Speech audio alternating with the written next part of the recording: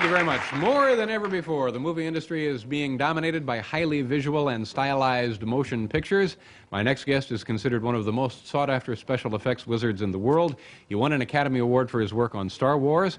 He was nominated for an Oscar for his special effects in Star Trek, and produced and designed the television series Battlestar Galactica. Please welcome John Dykstra.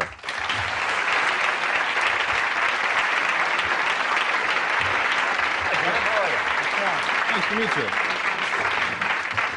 This is exciting. I think most people by now have seen, at least for sure, Star Wars and have enjoyed your work. And we mentioned the other shows. They all had to do with, movies. They all had to do with space.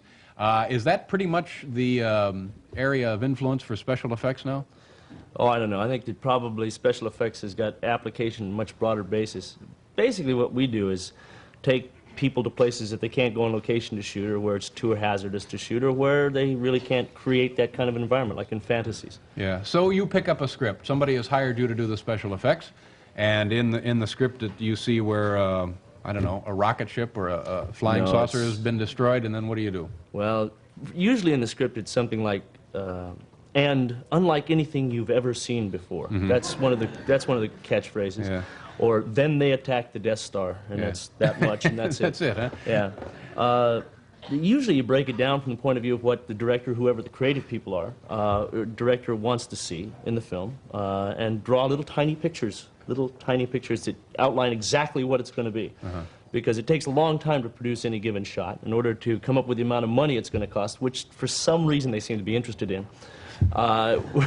You have to lay out exactly what the elements of the shot are, because generally they're made up of several pieces of film, and decide exactly what the dramatic impact of any given shot and how they go together is. And this all happens after the script, before the film is completed. And when we looked at this stuff in Star Wars, and a lot of that stuff, I'm guessing, was never before seen, like you mentioned, and that everybody oohed and awed. What exactly were we looking at?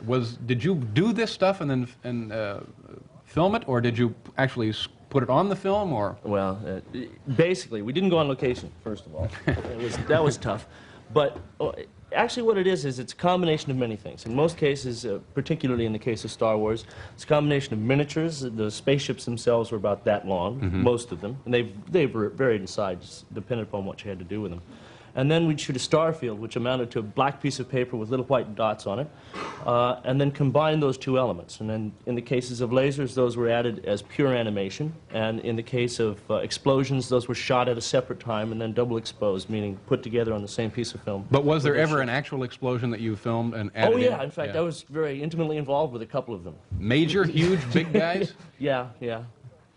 Pieces flying and people running and stuff. Yeah. It was good. We have film of your work, which I guess is pretty much along the lines of what we've been talking about. Yeah, this stuff I think is from Galactica. All right, yeah. Go ahead and talk over it, right? When take a look at the monitors here in the studio. Yes, here I am looking at the monitor. These elements that you see here are elements that are called blue screen elements, and they're the individual ships. In this case, in Galactica, there's a Viper and a Cylon. I even remember the names. Mm-hmm. This is the Battlestar, the large ship in the foreground, and now these elements will be combined with this background, which is the stars, and the explosion, which should be coming up here very shortly. Stars are kind of boring. Oh, lasers. And these are the animated elements. Each of these is a separate piece of film, and hopefully you will see these combined after a wonderful piece of graphic information with all of those elements individually shot, now put together in what's called an optical printer. And here comes the composite. Now, there's a lot of things that go into that to make it special.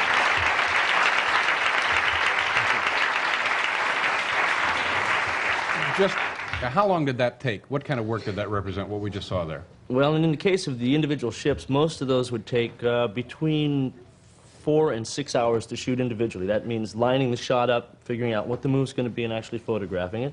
Then the combination of those, so we had 6 of those, let's say, so you've got 6 times 6 is 36. I did that without a calculator, which is good. Then those are combined in an optical printer, and that takes probably about 2 weeks of time, although it doesn't take 2 weeks of continuous time. Each element has to be processed and then shot again the next day and processed. So you mentioned optical printer. I don't know exactly what that is, but as long as you do, that's good. Yeah.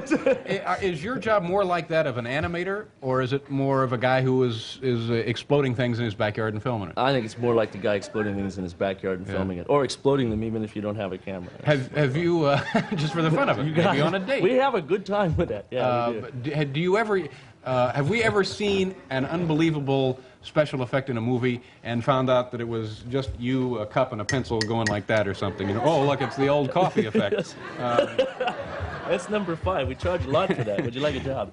No, we've used an awful lot of oddball things. In fact, the miniatures in many cases are made up of all kinds of things. Wood, tank kits. Those tank kits are big. In fact, one of the ways to make spaceships that are seen in the distance is you take a piece of wood that's roughly pointed on one end and you spray it with glue and then roll it in what we call model mulch, which is sort of like breading chicken.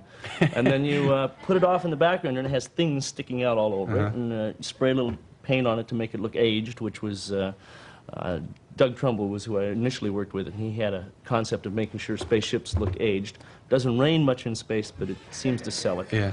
So, and basically, that and, I don't know, I mean, we haven't painted too many baseball bats, that kind of stuff, but it is, you know, we use oddball objects a lot. Is this something that you were drawn to as a kid? I mean, you would think that you would go to the Flash Gordon movies and so forth. This has been putting things together. I mostly took things apart as a kid. I think I liked mechanical things. My father was a mechanical engineer, and I've always liked photography, so it was a natural outgrowth of that. And, the real problem that you people are up against is once somebody has seen an effect, the second time they see it in another movie, they go, oh, we've seen that. That's right. Well, that's where it comes down to something we haven't seen before. It's getting to be tougher to show you something you haven't seen before. I think that one of the things that's important is that you are asked to budget something you've never seen before, and back when there weren't that many things that had been seen, it was pretty easy because you could take a pretty fair guess at something that would work, but now you have to get into heavier and heavier technology, lasers and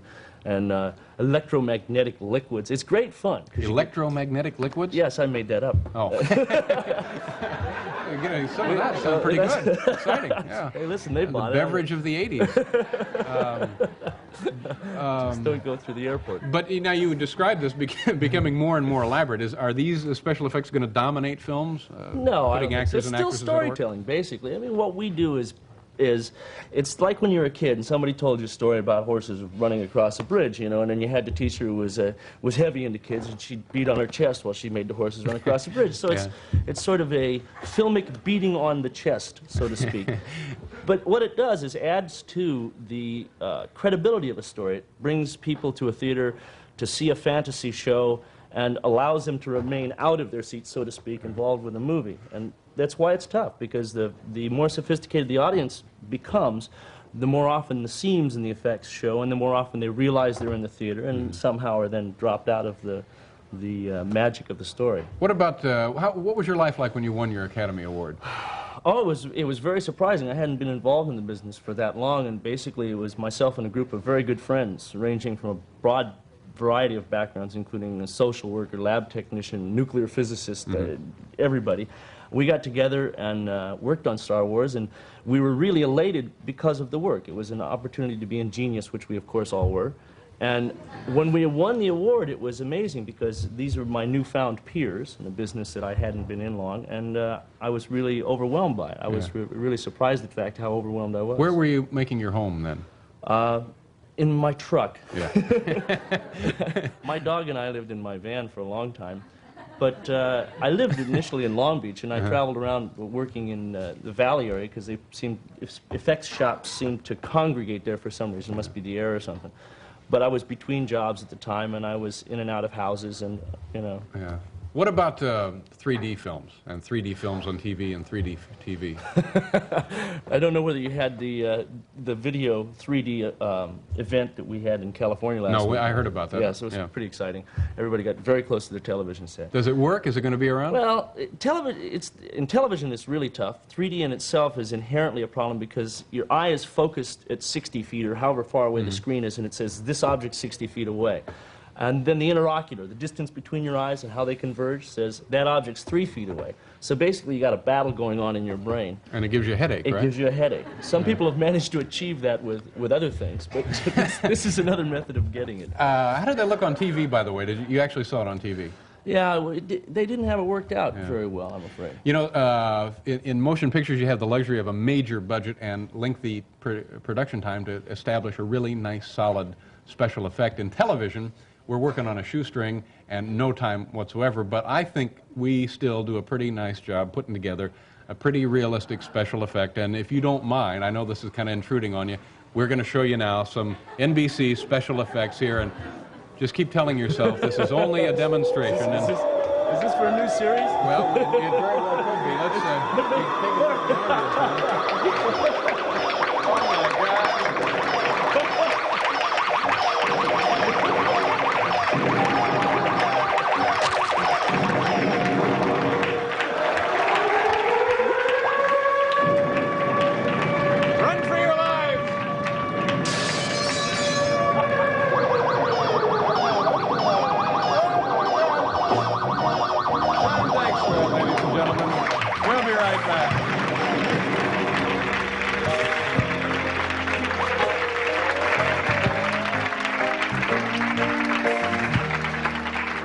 Thank you very much. We're out of time. I want to thank our studio audience. You folks were terrific, and my thanks to my guest, Mr. John Dykstra. Thank you very much, John. A pleasure meeting you. Also, Alan Dershowitz, and our announcer, Bill Wendell, of course, Paul Schaefer, and the band, ladies and gentlemen. Tomorrow night, Bob and Ray, author Fran Lebowitz, more new gift items, and a tour of New York City. How can you stand it? Have a good night.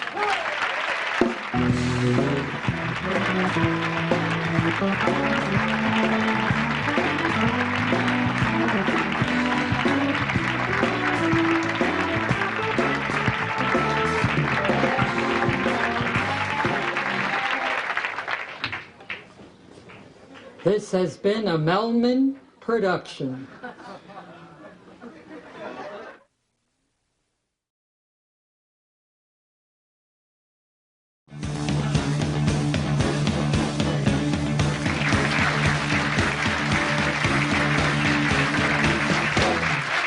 Welcome back to the show, ladies and gentlemen.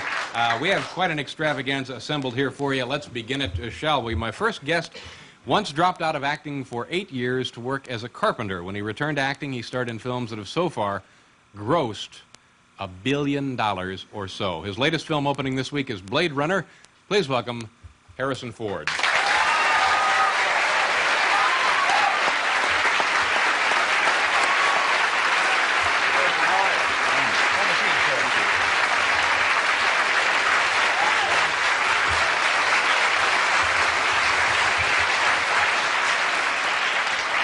Thank you very much for being here. Thank you for asking me. Let me ask you a question about what it's like to be a contract player for a movie studio. You did that, huh? Yeah, it's an adventure from another world. There was, it was 1965, and they were doing stuff that they'd figured out in 1940. You know, it was totally inappropriate to the time, to the people, I think. And they were trying to build stars. I don't think you can do that. So you go out to Hollywood and somehow they hire you on? I went to be an actor, and I did a couple of plays before that, but I basically had no preparation whatsoever. I didn't even know what the names of the major motion picture studios were. And about a year and a half later, I was under contract. And now you own a couple, I would guess. What? Is there good money in being a contract player, and what do you got to do to? Oh yeah, not just money, but the respect. That's $150 a week. Yeah. When they told me $150 a week, I thought, and I said, yeah, I can afford that. You know, I was so happy to be called an actor that I would have done it for less. So anything then that they're doing, you have to show up and be in, right? That was the idea. Yeah. Any memorable appearances come to mind here? No. Yeah. No. And now I guess this is when you decided to leave things for a while and you were a carpenter. No, I lasted a year and a half out of a 7-year contract, and almost immediately made the same mistake at Universal. I lasted a year and a half there. and then I freelanced for a while. That's when I became a carpenter. Yeah. Now, does that still go on? Can people still go out there and get hired on to show up in whatever shows they're doing? I don't think so. Yeah. I don't think they do that anymore. Yeah. And you've come millions and millions of miles away from that to the point now where you can go into a dime store in this country and see, well, maybe a thermal mug, a lunchbox, with your face on it, right? As any one of your characters. Does that, I mean, when you're going by and you see an Indiana Jones mug or something, does that, what is that? Nothing. I don't take it personally. It does I don't have any relationship to it. I can't figure out what it has to do with me. Yeah, yeah. And do you get, maybe this is not a question. But I steal them. You do you get any... And then I tell them that it's me, and it's a very involved process. Do you get any dough for that? For appearing your likeness on those mugs? Let's not talk about money.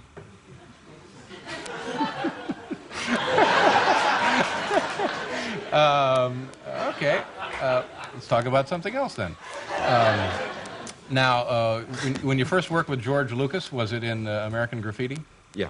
Now, as I read this afternoon, he usually doesn't like to keep using the same folks over and over again, but you've worked with him on other occasions. No, I was real surprised when it happened. How did that happen? I don't think he saw me for Star Wars until he'd seen every other living actor between the ages of 7 and 35. and then he asked me. Mm-hmm. And I tested like everybody else. Agreed to the conditions. Yeah. And did it. Things turned out pretty well. Great. And as far as Raiders of the Lost Ark, you were not his... You were, now does this make you feel odd that you were not his first choice for that film either? No. Yeah. No, it wouldn't have occurred to me that I didn't even know about the project. I didn't know Spielberg.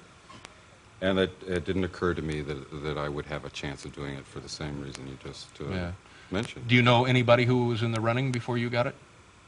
For Raiders? Mm-hmm. Just Tom Selleck. Mm-hmm. Yeah. Hmm. That's interesting. It's hard to imagine him in that film now, although would it have been a different... I guess it would have been a different film, wouldn't it? Yeah, yeah. Okay, I know we're going to pause. Yes. And we'll be back to continue chatting with Mr. Harrison Ford.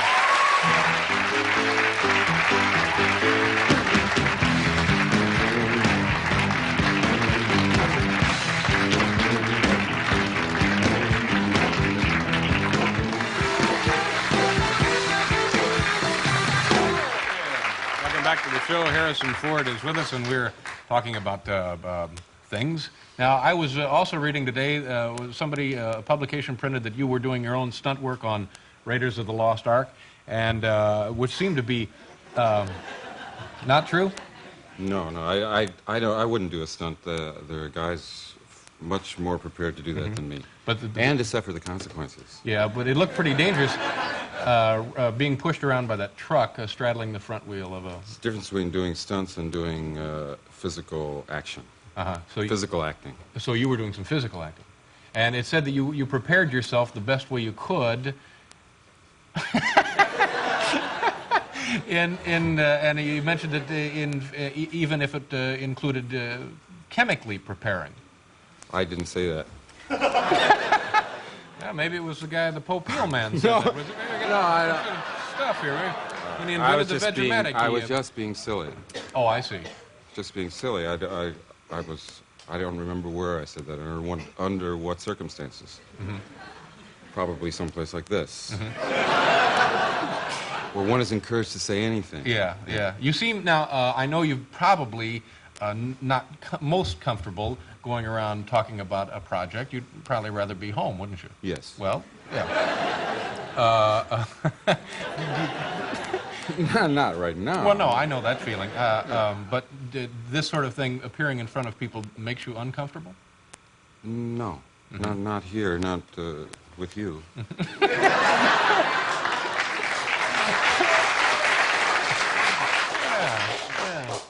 So you would say then that you are having the time of your life now, huh? More or less. Yeah. Now, do you still do a lot of carpentry work?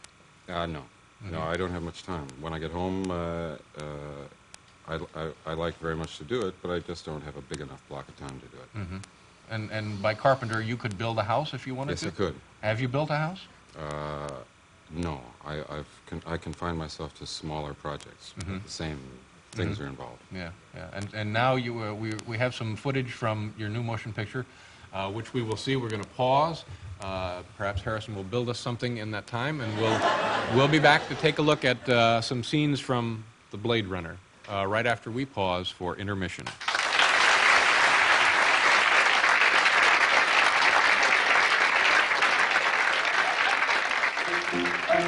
Let's all go to the lobby. Let's all go to the lobby. Let's all go to the lobby to get ourselves a treat. Delicious things to eat. The popcorn can't be beat. The sparkling drinks are just dandy. The chocolate bars and the candy. So let's all go to the lobby to get ourselves a treat. Let's all go to the lobby to get ourselves a treat.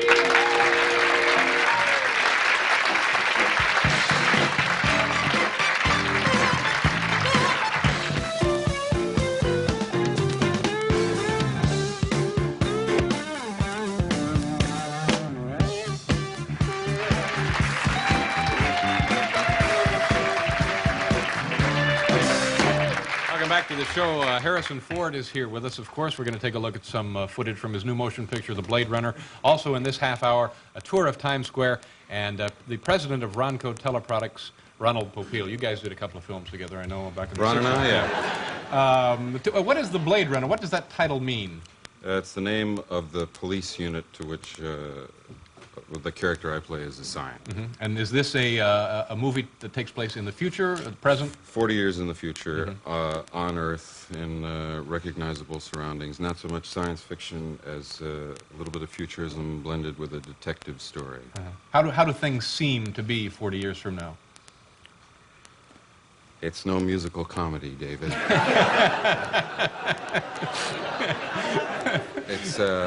But it's a vision of the future that's an idea for a movie. It's a complex of ideas that are useful in making a movie. It starts from a point of departure in science as we know it now, and projects a few possible changes. And as you said, in recognizable surroundings. Yeah. And this is based on a very popular science fiction novel, right? Yeah, on an incident from Philip K. Dick's Do Androids Dream of Electric Sheep. All right, and we have, it's an amusing title, but it's not necessarily an amusing film, or is it? Maybe that's...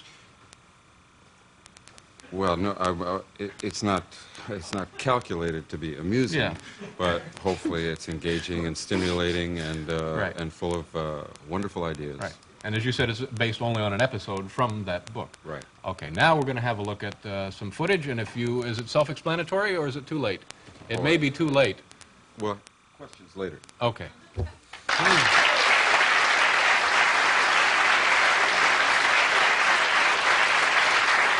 a very enticing bit of film. Now, why don't you tell us what we were looking at there?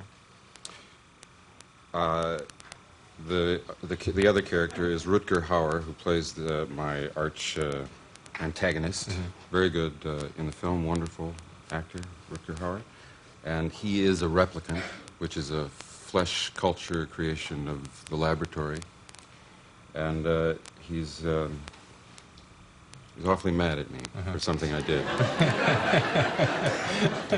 And you are, well, obviously... I'm a policeman assigned to this Blade Runner unit, whose job it is to control replicants. What looks like a human being is not a human being, not invested with the same properties as a human being. And the motion picture opens this week, or? At the end of this week. The end of this week. And then after that, we can look forward to you in the third Star Wars film, correct? Yes, that comes out May of next year. And so you're all finished with that project now? Or? The story concludes itself in this third chapter. Terrific. It was a pleasure meeting you, and thank you very much for your time. Thanks for having me. I certainly enjoyed it.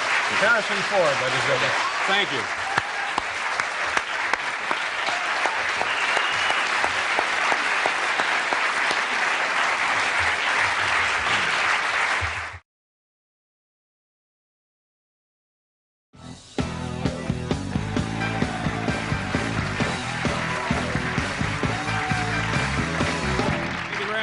ladies and gentlemen, my thanks once again to Dr. Nichols for allowing us to have the, well, actually it's the largest vase in America, if certainly not in the world, and still the pride is a wonderful feeling. Now, my first guest tonight is a versatile stage and film actress who made her screen debut in the motion picture Shampoo and became famous as Princess Leia. She is currently appearing in the latest Star Wars movie, Return of the Jedi. Please welcome Carrie Fisher.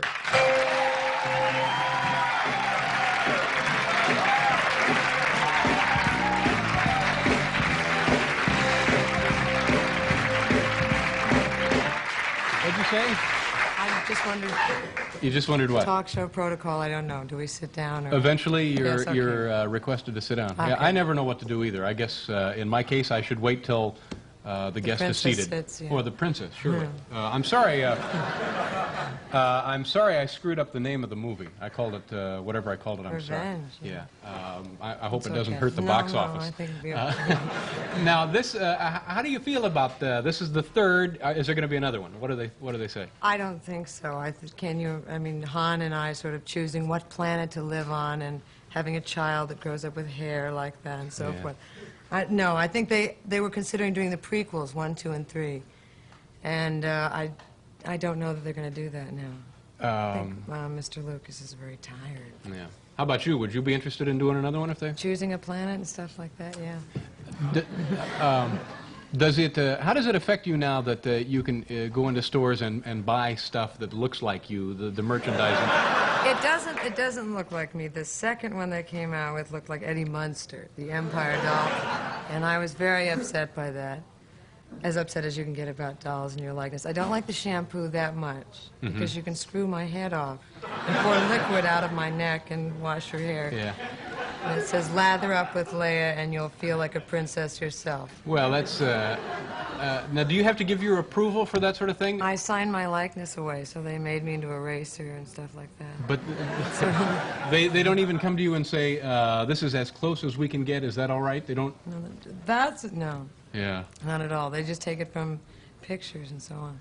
How when you're making these movies, you do a lot of acting to. Nothing. Yeah, things that are filled in later, right? Yes. Like talking little fuzzy guys and a lot of laser fights and That's that sort of thing. right. So how do you do that? When they say action, you just do it. I started doing the films when I was 19, so it's one of my specialties, except for a type of chicken that I can make. It's really good. But I mean, no, you just go ah, and that's about it. Or no, look, get down there. They're done that, and Yeah. that's what you do. And you're not sure what you're getting. You feel like an idiot in the beginning, and then eventually it's just Yeah. that's it. Now, when there is a scene in which when you're sitting in the theater watching it, there's a lot of tension and maybe you're frightened. Theater goers, I mean, are you frightened and filled with tension when you do it, or is there any sense of? Certain times where I was frightened when they put a squib on my arm and my arm caught fire. I was frightened before it caught fire. I thought I would feel it and it would hurt. Yeah. Because I'd seen other people blow up before. They blow up people on the back. This is a device that would simulate an explosion. Yes, they put my arm caught fire and Harrison had to sort of hit the wound. But it's the tension when we did the swing across, and those are scary because they just shoot the rehearsal. Then you like it and want to do it again because you didn't die. Yeah. But you don't get to do it again. But you know what I'm saying? In a scene where it's whatever you do, don't open the door, and, Yes. then you open the door. Sometimes there's certain reactions to a gun or something, Yeah. and And they can do that. When we see the films, we see them exactly like everybody else. I mean, we don't see giant speeders careening across. We do it to a blue screen, and they put all that on later. Yeah. So going into hyperspace and so on, we never would see that. We would just react. What is that chicken recipe? It's you broil it, and then there's a soy sauce, which you can combine with the barbecue sauce on the other side, which is very good. Served with the broccoli and Broccoli is a nice yes. addition to any chicken and the corn, dish. and the sweet corn. And sweet corn. Yeah. It's tough to get really good, fresh sweet corn, And though, follow isn't it? that vase, I think. Well, the vase. The vase, yeah, Vase, vase. I think in Iowa it's probably a vase. Vase. I know it is in Indiana. We're going to look at a few seconds of your new film, Return and/or Revenge of the Jedi, with Carrie Fisher right after this, folks. Return.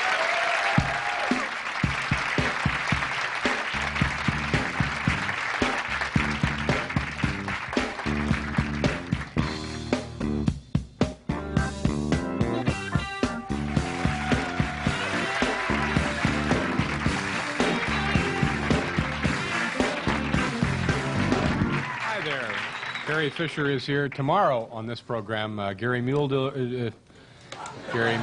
will be here, also actor and star of a new NBC series, Dabney Coleman. I believe that one's called Return of the Jedi. And Steve Allen will be here tomorrow night. Now, we're going to see some of that film.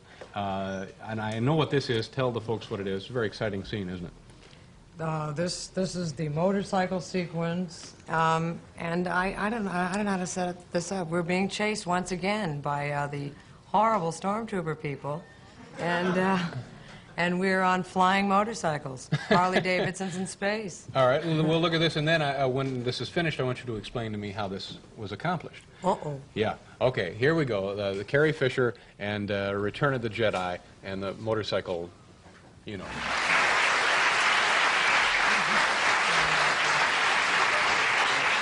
That's very exciting. How did you do that? That was one of the most boring sequences we had to shoot. That was in front of a blue screen once again, on top of 30-foot poles with these sort of plastic bikes. And we would just sit there and they'd turn a wind machine on us. And we'd go like this and go like that. And oh, look this way, look over there, now he's coming. And they'd blow up a squib. And then somebody stayed up in Crescent City and walked very slowly and took, I think it was one frame at a time, just walked through the forest. And I shouldn't say all this, then it ruins it for everyone. No, it doesn't Those ruin are it. No, actually flying things, and it was very exciting. They'll be on the market soon. I don't want to spoil this for everyone. Yeah, I know the Russians have had those flying motorcycles for years. And now we're just finally, thank God for them, too. That's how I got here. But it's terribly exciting, that particular. There's something about motorcycles flying through a redwood forest that's very exciting. It's very appealing. Yeah. Now, in this movie, you also talk to more little fuzzy guys, don't you? Now, they actually figured out a language for those guys, didn't they? Or thought they did? Ewokese. They have Ewokese, and for the new character, Jabba the Hutt, who they compare to Edward G. Robinson in a slug, that's Huttonese. And they actually do go to UCLA and get a language expert and develop some sort of language. It's sort of like that. Yeah. But they never talk, when we perform with them, they just sort of go like this, and then they put in the sounds later. But now, why do they go to the trouble of getting an expert to come in and figure out just what you did there? More fun. It makes it more fun. Makes for more talk here. Oh, if I I see. just said they went, it wouldn't just, I couldn't have told that whole long thing. But are there, in fact, people who would probably not go to the movie because they heard it was not authentic Authentic Ewok? language? Yeah. Absolutely. I Yeah. wouldn't go. I wouldn't have done the film. Well, I don't blame you then. To heck with it. No, I've got principles about this stuff. I was reading a book about Michael Todd, and in the book, your father is mentioned, a good friend of Michael Todd's, and they are in Florida, and Mr. Todd arranges kind of an impromptu concert on the beach for your father to sing, and I thought, well, must have been pretty embarrassing circumstances for your father, and you tell me that was pretty much the way he was. He was everywhere. on. Yeah. The world was a shower to him. He just sang everywhere. He would sing all the time. And now, was that, as a kid, was that fun to be around? I think there were a couple of years where I might have been embarrassed. He would do it in shopping malls, and he wasn't totally inconspicuous anywhere. And he was, Carrie, come here, there's a toy on the shelf. And Dad, come on, please. Yeah. Eat all your food or... And what about your mother? Was she performing on all night? Yeah. She had pratfalls. He had singing in stores. She did pratfalls. I also this afternoon found out that one of your long-range goals, and I don't think it can be accomplished now, you wanted to be the center square in Hollywood Squares. I did. I wanted to do it with Greta Garbo to block, and I wanted to be a really interesting. Yeah. Yeah, Fred Flintstone to win, please, and just a whole. It may not happen now. I don't think so. Sad but true. So what are you going to do now after this particular project? What is the next one looming on the horizon? I think I want to do play a princess for HBO in a fairy tale. Oh, really? I'm just going to do princesses from now on. Well, it's a living. Apparently good dough in it, yeah. It was a pleasure to meet you. Thank you very much for your time tonight, and good luck with this movie, for heaven's sake. Carrie Fisher, ladies and gentlemen. We'll be right back with more next time.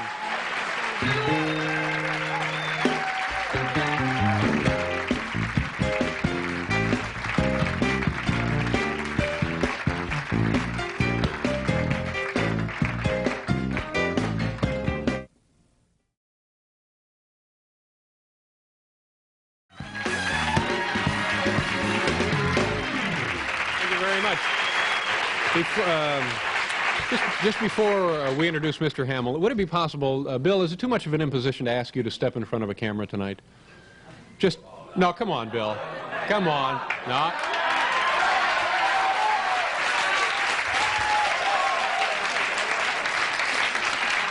That's good. Get right there in the light so we can...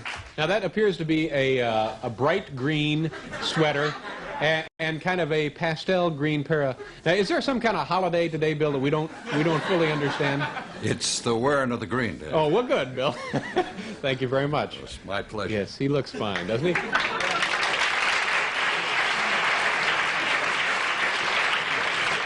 My first guest tonight burst into prominence in 1977 as Luke Skywalker. Currently, he is in New York City playing quite a different character, Mozart, in the Broadway production of Amadeus, and we're more than happy to have him with us here tonight. Please welcome Mr. Mark Hamill. Mark. Mark,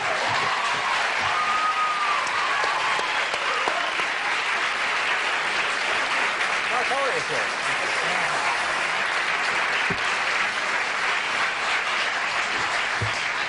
Nice to see you. Thank you very much for being on the program. And by the way, I thought you were terrific in Return of the Jedi. Thank you. A very nice job there, Thanks sir. very much. Let's talk a little bit about the part you're currently playing. I started thinking that I should get back to why I became an actor in the first place, because I did a lot of plays in high school and in college. None of my family was in show business. What did they do? What did your folks Well, my do? father was in the Navy. I have a brother who's a doctor who is considered the success of the family to this day. Oh, I see. You know, I'd done a lot of television, and I'd been working, basically, I'm 31 now, I've been basically working steadily since I was 17. And of course, in 77, I became an overnight success and discovered that people sort of forget, really, that the films were made for young people. George Lucas wanted to make like the ultimate Saturday matinee. We never thought we'd be reviewed by Time magazine. We just thought we'd be making a real good popcorn movie. Yeah. And I wasn't worried about typecasting or anything else that the journalists would ask me. And then I discovered that it's really true. First of all, there are not a lot of films being made. There are tremendous financial risks involved. And the only way that you can really sort of keep your finger in the pot, so to speak, is come to New York. Come to New York, do workshops. Anybody can audition for plays. If you can just make it in off the street, they'll see you. And that wasn't always the case in California. So I started auditioning for everything. It didn't matter. I mean, now, what was the reaction? Because this was after the success of the first movie, so you're a big deal. Now, what was the reaction of the people that you were auditioning with when they said, well, there was a guy look, Mark Hamill wants there was to be a guy in the at the play. Amadeus audition who was also auditioning for Mozart, and he said, "What are you doing here? Will you get the film rights to the play or something?" I said, "No, I'm just trying out like everybody else." They're suspicious a little bit, huh? Suspicious, Yeah. yes. They thought maybe I was some sort of entrepreneur or something. But I don't know, I auditioned for it, and I sort of got myself into a situation that I couldn't extricate myself from. I wasn't really relishing the idea. I did it with the national tour with John Wood and Michelle Seiler for 6 months. In fact, they're at the Fisher Theater in Detroit now, so if anyone's in the Michigan area, charter a bus, sell the family pet, and get out and see the show. It's a wonderful production, the national tour. But, you know, I was auditioning for Sir Peter Hall. And, I mean, fortunately, he had no idea who I was, but, I mean, I was still terrified. But I knew I had the element of surprise going for me, because, you know, people, when they see a special effects movie like that and they know it's not real, they just can't imagine that you're really doing anything, you know, because they know it's magic of some sort.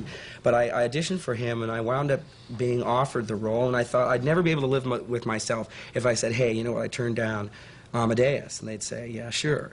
So yesterday I gave my 213th performance. So now I know what it's like to do a long run. Yeah, yeah. Well, now this guy, Mr. Mozart, from what I know of this, he was kind of he was twisted a little. He was a little. Well, he was a child prodigy who never really grew up, and he was the first freelance musician in the sense that you had to have a commission to be able to write music in those days. And really, it's mostly based on the fact that Peter Shaffer was a musical critic for the London Times, and he came across these letters that were really scatological in content and a real earthy humor. And letters from... letters to his cousin Bosley, to his wife Constanza. But the whole family life was like that. They were the all mother nuts, was like yeah. that, the father was like that. They were from a provincial town, Salzburg, which was sort of like a joke to people in Vienna. And I think he was his own worst enemy. He always spoke his own mind. But the contrast, the real spark for the play is how could this man who wrote this incredibly pure music be someone who could jump up on furniture and imitate animals and goose people and drink wine and do kind of, you know, I mean, because they've always painted him as this porcelain figure. I first heard about it when Paul Scofield was doing it at the National, and I figured Paul Scofield was playing Mozart. I had no idea. I mean, I really didn't have a background in classical music. But it's really wonderful for me to play a character that's not really likable, especially in Act One. Yeah. And since I'm playing to a lot of out-of-towners now, because most of the New Yorkers have seen Amadeus, they're still shocked. I can't believe it sometimes, because it's fairly tame, but since they're in 18th century garb, Well, the stuff it's more that, shocking. in all honesty, the stuff that I heard this afternoon and that we were discussing was, I would be shocked by it. Well, unfortunately, we can't tell people what's so shocking about it, but you're going to have to trust us here. It's just ugly beyond your wildest imagination. We got to pause for a commercial. Mark Hamill and I will return.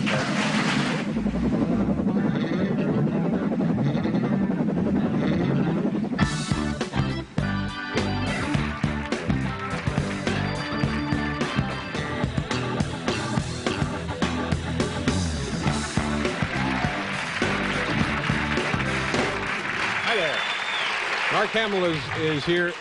You mentioned a name that I didn't recognize when you mentioned it, and let's point out who that was. Sir Peter Hall. Yes, I've never heard of him. He was the founder of the Royal Shakespeare Company, and he was at the National Theatre in London. The chances of me ever working with him are so negligible. I thought I better take this or I'll never get the chance.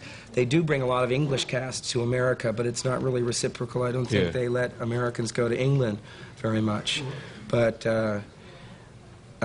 he's a biggie. Yeah. So, but also, too, he had no idea of, I mean, he has never seen Star Wars. This guy has not gone to Star Wars? No. He's like the guy who refuses to see E.T. Oh, yeah.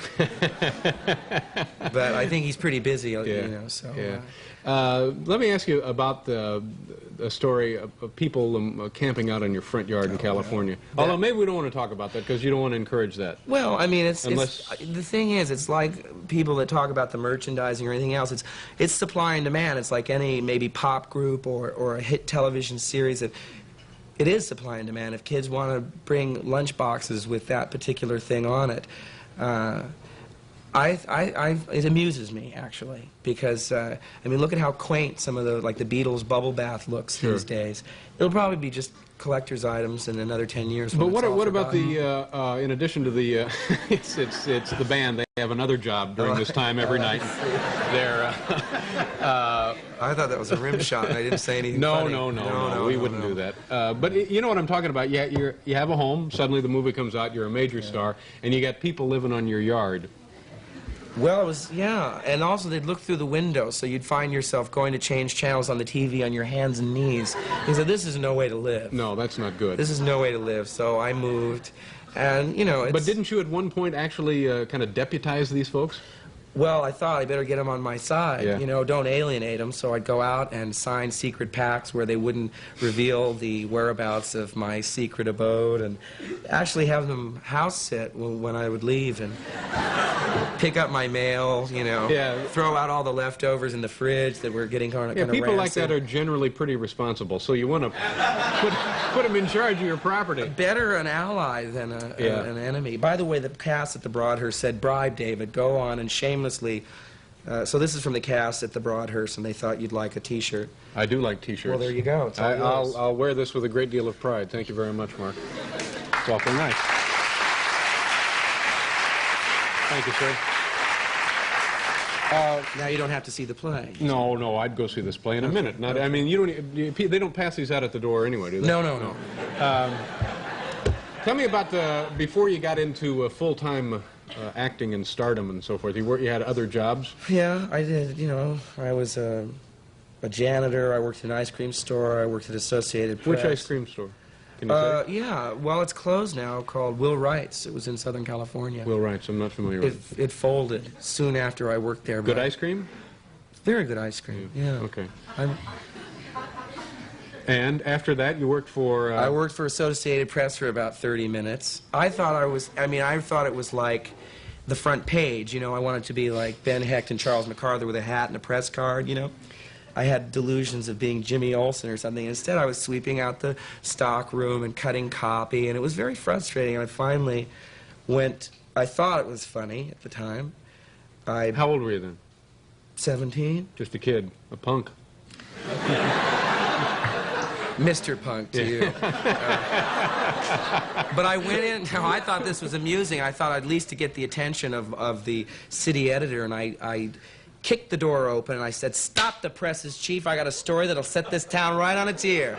He looked up from the desk and said, "Get out." And so I did, but what I didn't realize, because I came back to work the next day and there was a pink slip in my box, he meant like get out of the building, out of my life. Yeah. Totally out of the hemisphere, gone. Gone. Your history. History, right. Now, what are you going to do when the play closes, or when you leave it? What is your, like you were talking about, probably not going to be another Star Wars, and would you do one if there was going to be another one? Well, George is very, very tired. He's spoken sort of obliquely about a third trilogy, which won't be till like 2011. And as proud as I am to have a job lined up at the turn of the century, I mean, I can't really relate to it.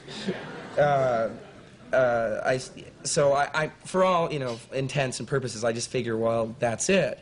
And I feel very lucky to have been able to do it. I know it's not a great showcase for actors, but I mean, I'm just starting out. I should be grateful. And I have a feeling that going on some of the talk shows, like when I was on Tom Snyder, I just came off sort of bitter. And I don't feel that way, really. I had a real good time doing the movies. But I'd like to try other things. I'd love to meet a writer or a director that would like to sort of take that image, whatever image I have, and sort of mangle it for the American public. But you do. Which is why I did Lindsay Anderson's film. I didn't get paid for it. It was just a chance to... I mean, there are directors that I would work for without reading a script or anything. Just... This was the third in the series of... the name of the film? Oh, well, the Britannia Hospital. I haven't seen it. I'm probably in it for like 30 seconds. But the idea was I should show people that I'm mostly interested in a good role, not so much in the money. Well, you make a good point that this is just the beginning of a career. Actors, hopefully. I mean, And I love doing comedy. I'm a tremendous fan of the Monty Python people and Albert Brooks and, well, you and a lot of American... Oh, now, you don't need to say that kind of stuff. You gave me the shirt, Mark. Let's don't push our luck here. No, you're okay, but... is that better? No, that's fine. That's perfect. No, but the thing is, too, I mean, you want to show people that you are courageous, that you want to take chances, that you don't want to just... If I didn't feel serious about my career, I would just take the money and run and retire. Because, George was very generous. He cut us in on the profits, and if we spend it carefully, we probably won't have to work again for a long time. Listen, I hate to cut you off here, but we're running a little bit late, and you got to go perform anyway tonight. It was a pleasure meeting you, Mark. Thanks for being here. Mr. Mark Hamill, ladies and gentlemen. We'll be right back, folks.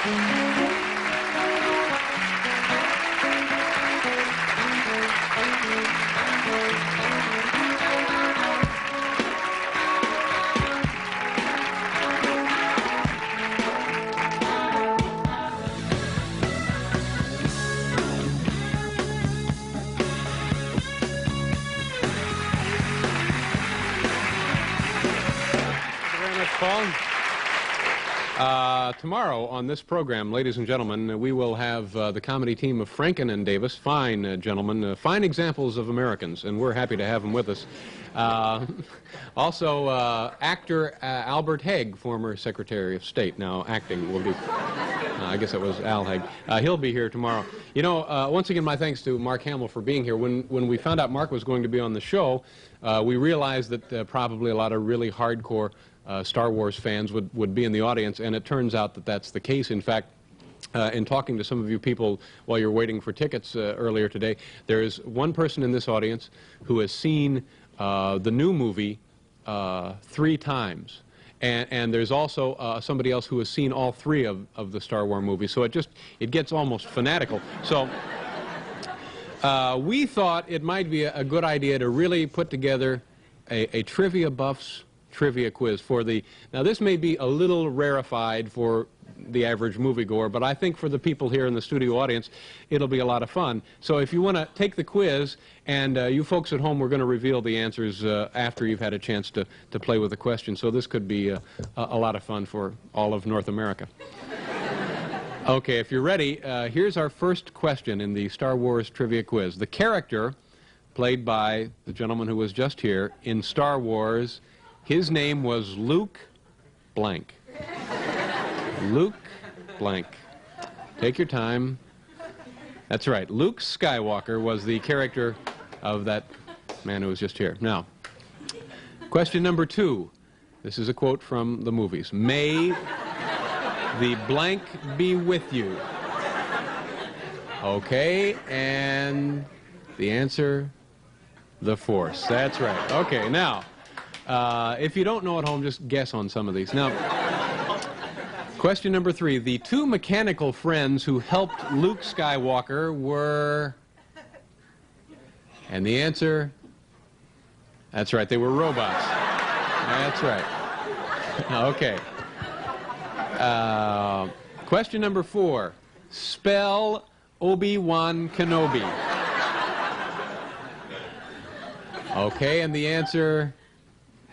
Yeah. I know we screwed that up, but it's still a good question. Now, question number 5. Darth Vader's voice was very... All right. And the answer, raspy. That's right. Very raspy.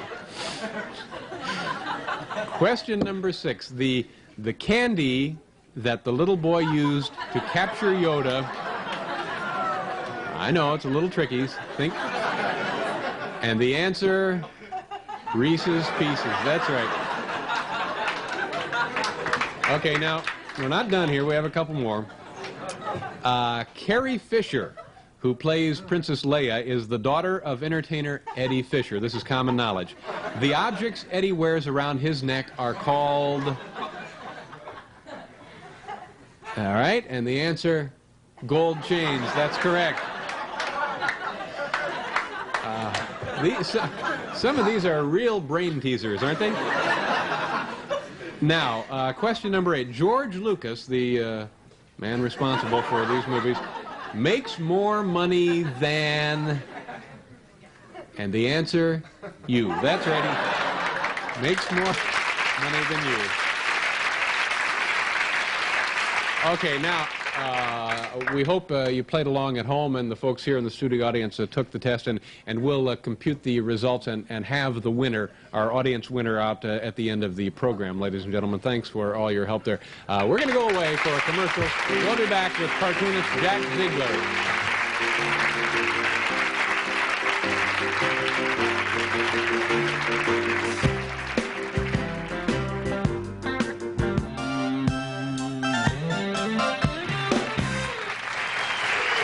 Thank you very much. We're nearly out of time. We did want to introduce you to the winner of the Star Wars Trivia Quiz, and your name is Susan... Borade, Susan, and you did very well. She got 7 out of 8 questions correct, and even you even knew the names of the 2 robots, R2-D2 and C-3PO. Now, tell the folks the question you missed. It was the one about Darth Vader's voice, and you said his voice was... Guttural. Guttural. And the correct answer, of course, was... Raspy. Raspy, yeah. But a nice job, nonetheless, Susan. So we're going to give you this Burger Chef Star Wars, Burger King Star Wars glass. Congratulations. Thanks for helping us out. Thank nice you very job. much. Tomorrow night, folks, we will have the comedy team of Frank and Davis plus actor Albert Haig. Have a good evening. Thank you very much.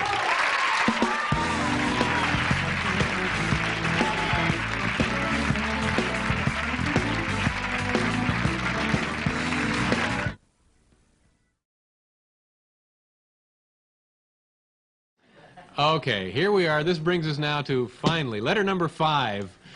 Dear Sir, I know you have reruns, so would you please rerun the show of June 20th on which you had Mark Hamill again?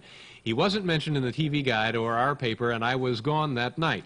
If I had known he was going to be on, I would have stayed home. It upset me to miss him because I don't see much of him, and he is my favorite. That's Mark Hamill, not Luke. Well, Brenda, This comes to us from Brenda J. Filler.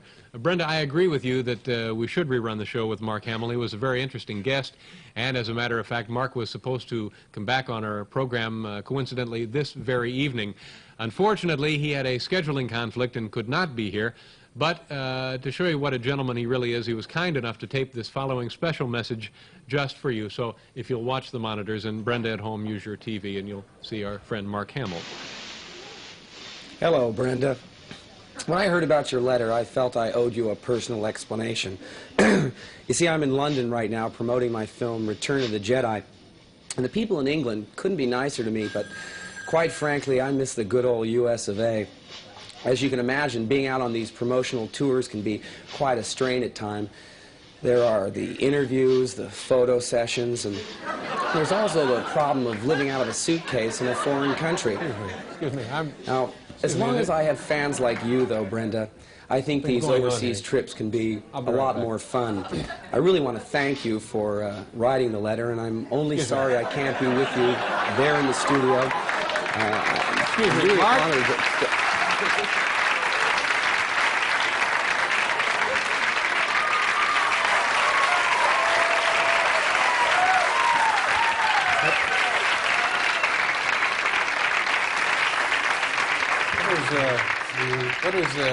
what is it? Gosh, David, I'm really embarrassed. I don't know what to say. You know, what happened was that 20th Century Fox told me they were going to send me to England on this promotional tour. For the movie. Yeah, for the movie. I got my bags all packed. My friends threw me this going-away party. And I get this phone call from the office saying that these English journalists don't want to interview me. They want to interview, like, the monsters and the puppets and the robots. I was so embarrassed. You know, what could I do? I decided... I checked into a hotel room and just tried to put one over on my friends, but shoot, this is really humiliating. I'm really sorry, but what can I say? Well, I guess I'm not so much mad as just disappointed. Are you? Yeah. Gee, I don't know what to say. I hope I can make it up to you. Well, no, that's all right. Let's get a hold of yourself. Okay. You want some coffee or something? No, that would really hit the spot. Yeah, no, forget it. I mean, we all make mistakes. Come on in here. We'll get I'm some sorry, coffee. everybody. No, take care of yourself. Okay. Don't worry. We'll be right back, folks. We have coffee. We have low-calorie beverages.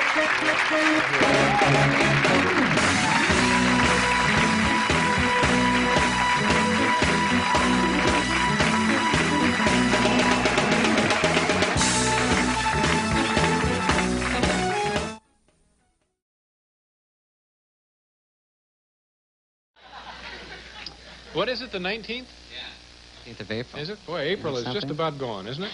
When Dear April Dave, showers. letter number 4 begins, last Thursday, the 22nd, you had Liberace on.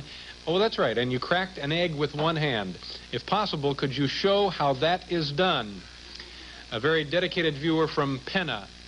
This is an abbreviation for Pennsylvania, isn't it? All right, from Pennsylvania. Well, you know, you've touched on a rather important aspect of our show. Such tricks as this seem quite easy, but in order to look good on television, it actually involves a lot of work. So to better explain, here now is a clip from a short documentary narrated by Mark Hamill, produced by NBC in association with Futura Optics, a division of Eastman Kodak. Okay. Here we go, one-handed. Steve. Okay. Like much of what you see on Late Night, this sequence involved a technique known as matting. First, for the close-up shot, Dave's hand is photographed empty in front of a blue screen. Then a positive and a negative printer made of the same scene. Next, model technicians film an egg, also over a blue screen, and a robot camera simulates the exact movement of Dave's hands while tiny explosive charges, or squibs, placed around the egg's equator are ignited. The elements are then brought together in the final stage of optical printing. Finally, sound effects and music are laid down, creating that special magic that late-night viewers have come to demand.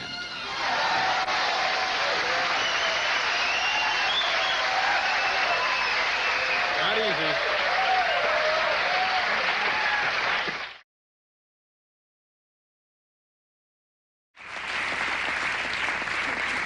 Yes, oh, wait, we have a young lady in the audience. How do you do, ma'am? What is your name? My name's Pat Kennedy. Pat, where are you from? I'm from Narragansett, Rhode Island. Oh, that's a lovely community. What do you do for a living? You're not a clammer, are you? No, I work at the University of Rhode Island. Oh, I see. What do you teach up there? No, I'm assistant to the dean. And how do you Ladies and gentlemen, pay no attention to this stuff right back here. This has nothing to do with the joke, okay, what you're seeing here. Yes, Pat, what is your question? Well, my question is, Dave, I really liked your super slow-mo segments. Especially when you threw the eggs into the tabletop fan. What a coincidence, Pat.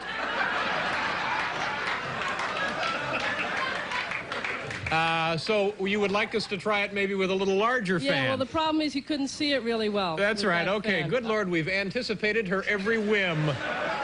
Okay, Pat, we'll give it a try. Thank you very much. Thank you. Cover this stuff up, boys, and Paul, come over here.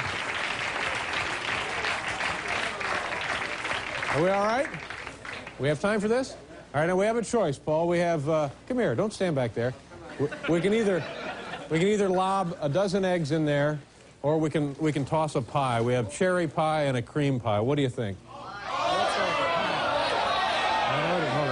We can only do it, all right, do both, I guess. You want the pie? This one. Like that. And this is a bowl of eggs. All right. Okay, we all set? All right, now stand over the... Yeah, no, I'll just toss. Let me go over this way. You mind? Okay. Now we have to...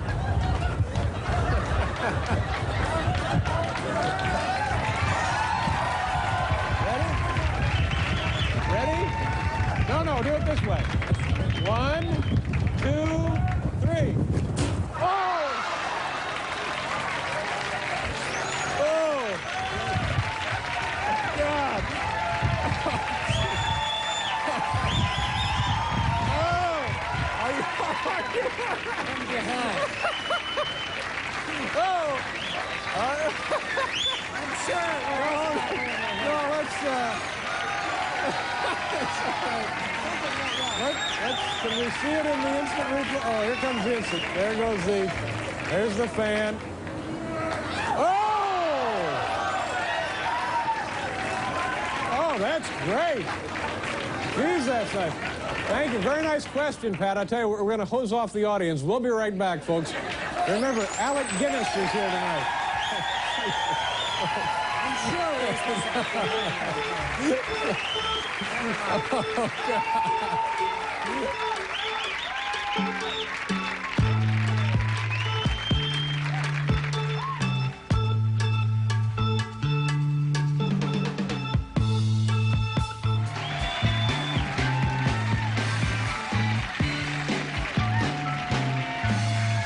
Thank you. You all right, Paul? That's the craziest thing I've ever done in my life. What a coincidence that this woman at random in the audience stands up, requests to see something like that, and we have this airplane engine here. But let's admit it, and neither of us were at the rehearsal. Now, I was at the rehearsal.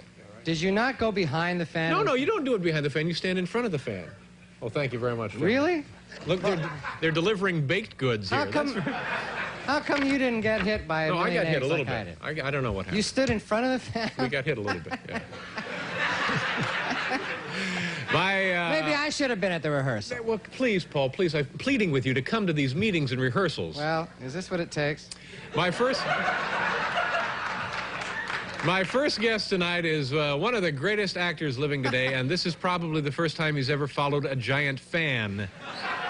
Some of his motion pictures include The Bridge on the River Kwai, Lawrence of Arabia, Kind Hearts and Coronets, and, of course, Star Wars. He is also the author of this book right here. It's called Blessings in Disguise. Please welcome Sir Alec Guinness. Please watch your step. Come on up here. You'll be all right. Come around there.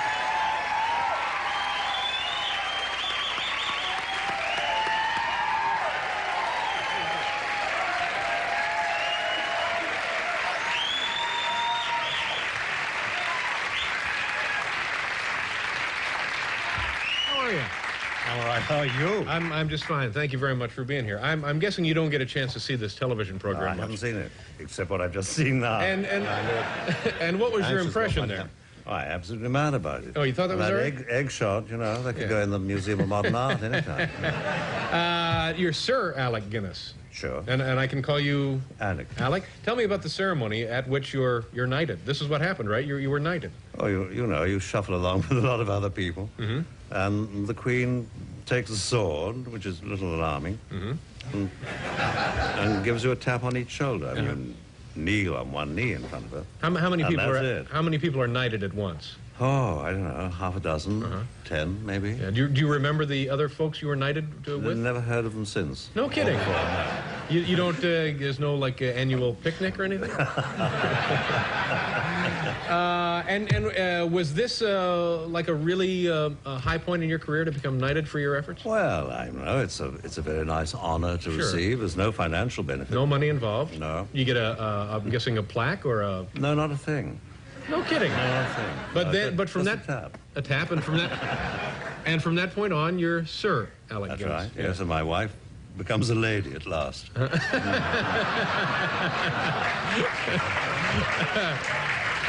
That's great. But no other privileges, nothing in no, the... Yeah. No. Okay. Let's talk a little bit about the book. Tell me about some of the folks that you've worked with. It's a pretty impressive list, any way you want to start here. Ernie Kovacs, for example. Oh, I was devoted to Ernie Kovacs. I mean, I only met him I met him afterwards, but on the film of Our Man in Havana. Right. We met in Havana. And when I first met him, he got his head caught in the Clapper Boys clapper. You know, every gag possible was going on. I thought, oh, crap, we'll never get through this film. However, we became very good friends, and we had our suites in the hotel were adjoining. And one afternoon, I went back. I suppose it's all right saying that. Well, yeah. One afternoon, I went back to my room, and Ernie's door was open, and he was sitting just inside the door at a table at a typewriter. He was always very busy, but lying around his room, unmistakably, were 6 very beautiful, totally naked girls reading magazines. Yeah. And I thought, hey, you know. And I said, Ernie, should I close your door for you? And he said, no. He said, if you close the door, he said, people would pass here and they'd say, Ernie Kovacs is in there with 6 broads. But if the door's open, you know, they know it's all perfectly all right and innocent. And is this where you met Ernest Hemingway, or was that later? No, I didn't meet Ernest Hemingway on that film and became very good friends with him. Briefly, alas, you know, 2 or 3 years later, he died. And surprisingly enough, because he's a very different personality to me, or he was, I think we got on very well. And he gave dinner to my wife and myself and Noel Coward. Where was he living at this point? In Cuba. And he took a great shine that evening against Noel Coward. And at the end of dinner, he was perfectly polite, but a bit grumbly and gruff under it. Had he been drinking pretty strong? No. And he said to me, come along with me. And he said, I can't stand any more of that inane, coward, finger-wagging, stupid dog. And he said, of course, I could possibly, you know, I could kind of punch him. And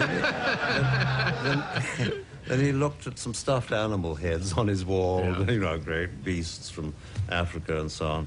And he said, but then you always kill the thing you love. I don't think I love him. No, just rough him up a little bit. That's right. Now, this is, you know, looking back on it, even then, this is a pretty heavyweight dinner party. Yourself, the host is Ernest Hemingway, and another one of the guests is... Graham Greene. Yeah, Graham Greene, and who else was there? I have to look in the book and find out. And Noel Coward. Now, what were you eating? Do you remember what was? No recollection of what it was at all. That's a pretty heavyweight table. Pretty impressive. Let's do a commercial here, and then we'll continue, and maybe you can throw something at the fan if you like. We'll wheel it back out here for you. We'll be back with Alec Guinness.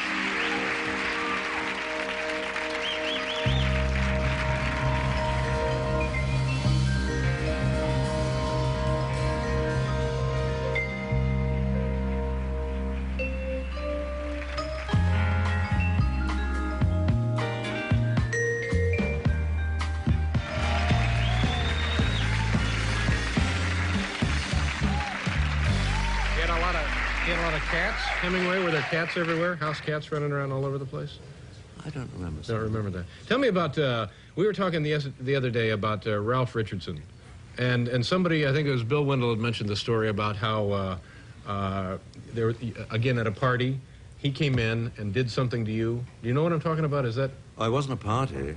It was in Madrid, and I'd been alone for a week filming. He'd been away with his wife, came back, and I thought, oh, I'll ask them out to dinner. And they said, no, can't come to dinner, but if you'd like to come round to our hotel, we'll give you an omelette.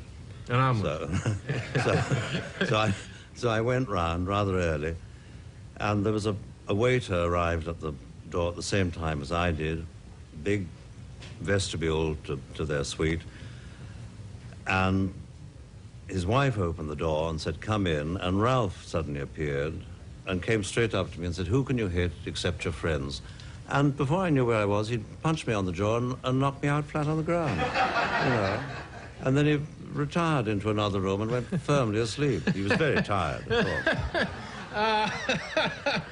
And that was it? That was it. I had my omelette in silence.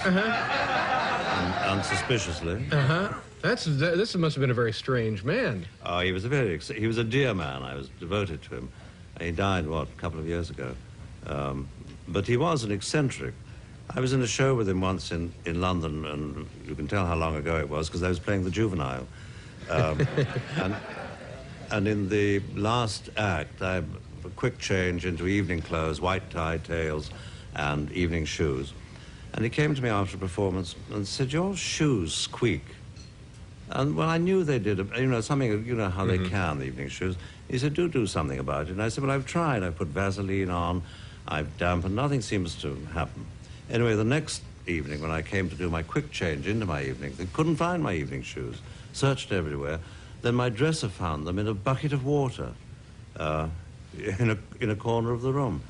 And so, all right, I put them on, and I squelched through the laugh. He didn't like that. Well, the result of that was that I got a very, very heavy cold, almost pneumonia, and I was off for about 3 or 4 days. Yeah, but they didn't squeak, though, did they?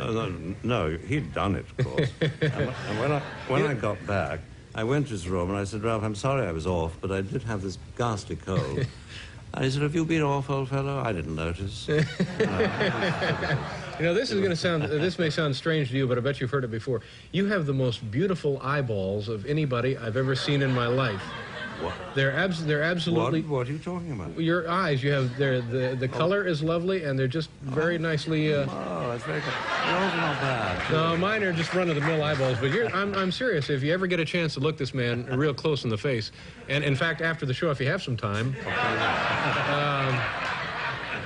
all right, let's talk a little bit about Star Wars. Now, when they first asked you to be in that film, were you reluctant to participate in the film? Did you know anything about I knew about American Graffiti, which I admired very much. George Lucas? I inquired about George Lucas, and I was in Hollywood, and the end of making a film. What was the film? Murder by Death, it was called. Not as big as Star Wars, was it? No. Yeah. No. And there was a script on my dressing table, and I saw George Lucas's name, and that I knew had, you know, was potential there. And then I opened it, and I thought, oh my God, it's, you know, it's science fiction, and it's not going to be for me.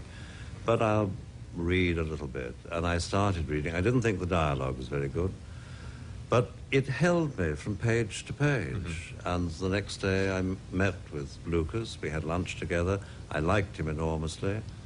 And, you know, shortly after that, he said, would I come and play that part? Yeah. Which was one of the luckiest things that's come my way. It must be, not being an actor, I don't know if this is true, but it must be very satisfying to you know that a line from that movie that your character spoke is now part of movie legend and will forever sustain. Do it.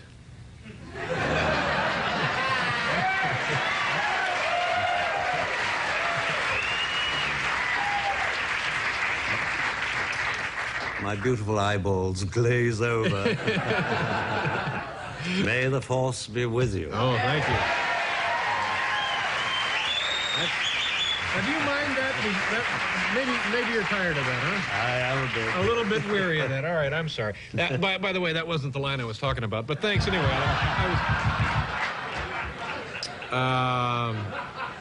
Where are you living now?